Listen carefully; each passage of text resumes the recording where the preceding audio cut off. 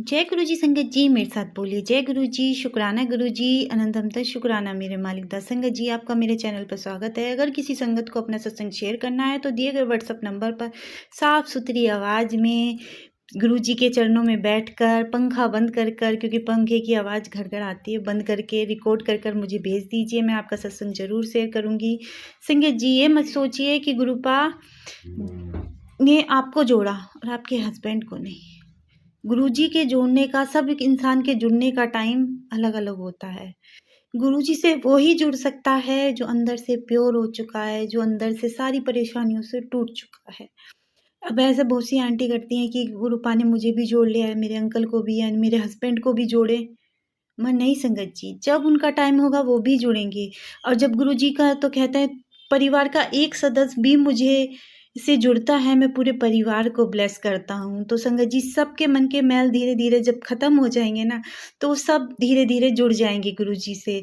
और आज मैं एक आंटी का बहुत प्यारा ब्लेसिंग भरा सत्संग आई हूँ, जिसमें आंटी को बताया सत्संग गुरु पाने की किस उपाय को करने से उनके पैरों का दर्द चला जाता है। आइए सुनते हैं आंटी का बहुत प्यारा ब्लेसिंग भरा सत्संग। जय गुरु जी शुक्राना गुरु जी। सत्संग शुरू करने से पहले मंत्र जाप बोलना चाहूंगी।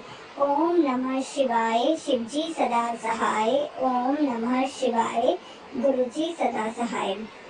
गुरुजी संगत जी, गुरुजी ने मुझे 7 दिन की सेवा करने को कहा है, 7 दिन का शुक्राना करने को कहा है तो ये मेरा 5वें दिन का शुक्राना है, शुक्राना सत्संग है जो मैं करना चाहूंगी।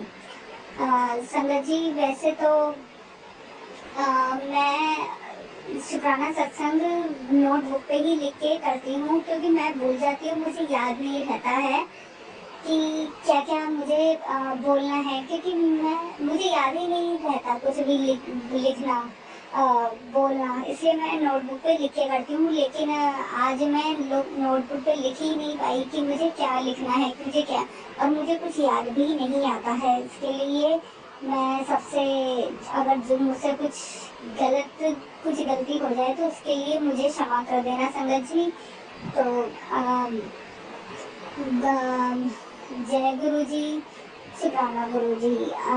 मेरा शुक्राना सत्संग आज ये है कि 1 महीना पहले अप्रैल से मैंने गुरु जी की पूजा करनी स्टार्ट करी थी। तो मई के महीने में, नवरात्रों के बाद मई के महीने में अचानक मेरे पैर में दर्द होने लग गया था,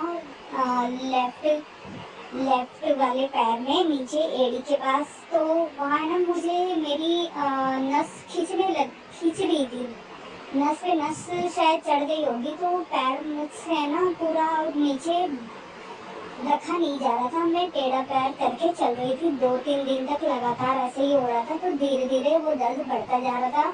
चौथा दिन हो गया, 5वें दिन तो और भी तेज मतलब दर्द होने लग गया था, मुझे बहुत ज्यादा दर्द हो रहा था। तो 5वें दिन तो रात को वैसे तो मैं दोपहर को मुझे टाइम नहीं मिल पाता है, मैं स्टिचिंग करती हूँ, काम वाम करने के बाद मैं अपना सिलाई का करती हूँ, बाहर के थोड़े बहुत कपड़े आते तो मैं सिलती हूँ। और रात को भी मैं 10 बजे के बाद 1.5 घंटा तो मैं सिलाई का करती ही हूँ। तो 10 बजे मैं सही 10 बजे मैं स्टार्ट करना लग जाती हूँ रात को भी, क्योंकि काम वाम करके सबका नाश्ता पानी करने, रात का डिनर विनर करके साफ सफाई करके मैं 10 बजे मैं बैठ जाती हूँ। तो 10 बजे मैं जैसे ही बैठने लगी तो मैंने फ़ोन स्टार्ट कर लिया था, क्योंकि मैं सिलाई करते करते मैं गुरु जी के सत्संग भी सुनती हूँ। तो जैसे ही मैंने फ़ोन चालू किया तो अचानक ही फ़ोन में गुरु जी के टेलीपैथी द्वारा जो मैसेज आया वो ये आया कि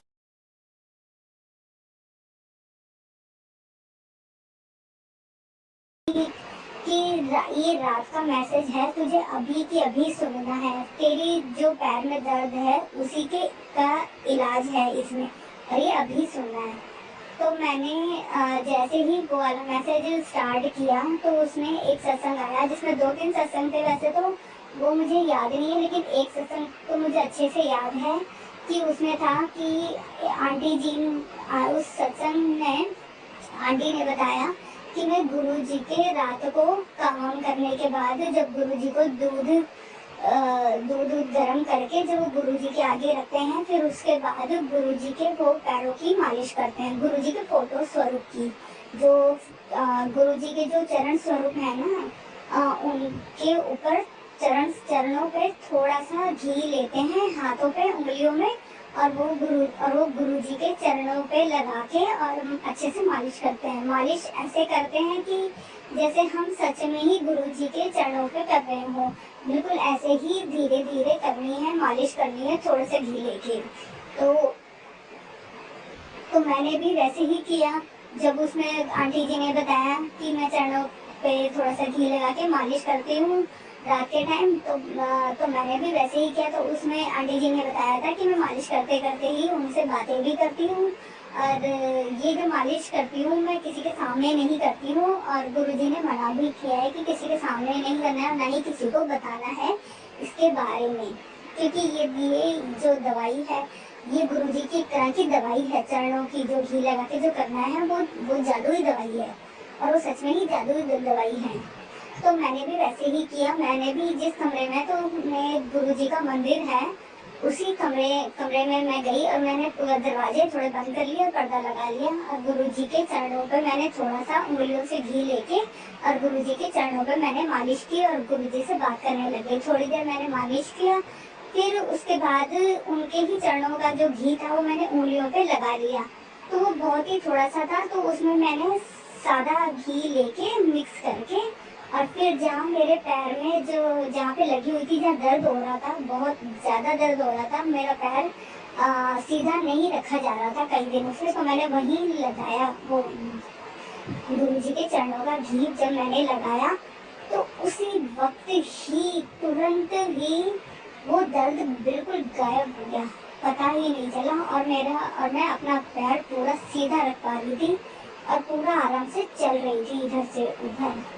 और मैं उसी वक्त ही मेरी आंखों में आंसू आने लगे। मैं गुरु जी की तरफ देखने लग गई और गुरु जी को उसी वक्त ही मैं शुक्राना करने लगी, और उनसे सॉरी बोलने लगी कि गुरुपा आपको कभी मैंने परखा नहीं है, कभी आज मैंने ये करा है, और कभी मैंने आपके बारे में इतना जाना नहीं था, इसके लिए सॉरी कि आप इतना कर सकते हो अपनी बेटी के लिए। अगर किसी के दर्द हो रहा है, मुझे इतना दर्द हो रहा है, और आपने तुरंत ही ये सत्संग सुनवाया कि सुन, अभी सुन के तेरे लिए है। Thank you गुरुपा, thank you. तो मैं गुरु जी को उसी वक्त ही मैंने शुक्राना किया और मेरा वो दर्द ठीक हो गया उस टाइम पर, क्योंकि बहुत ज़्यादा दर्द हो रहा था, मुझसे काम भी नहीं हो रहा था, चलने में बहुत दिक्कत हो रही थी, और ये गुरुपा को पता था, क्योंकि गुरुपा कई बार मैसेज में बोल भी रहे थे कि तेरे पैर का दर्द ज़्यादा ही बढ़ता जा रहा है, तो बहुत तकलीफ में है। फिर उसके बाद अगले दिन फिर वो दर्द है ना बहुत हल्का हल्का ही था, मतलब रात को तो बिल्कुल ही नहीं था, वो दर्द बिल्कुल खत्म हो गया था। लेकिन अगले दिन पहले मैं जहाँ पे भी देखती थी मेरे गिरे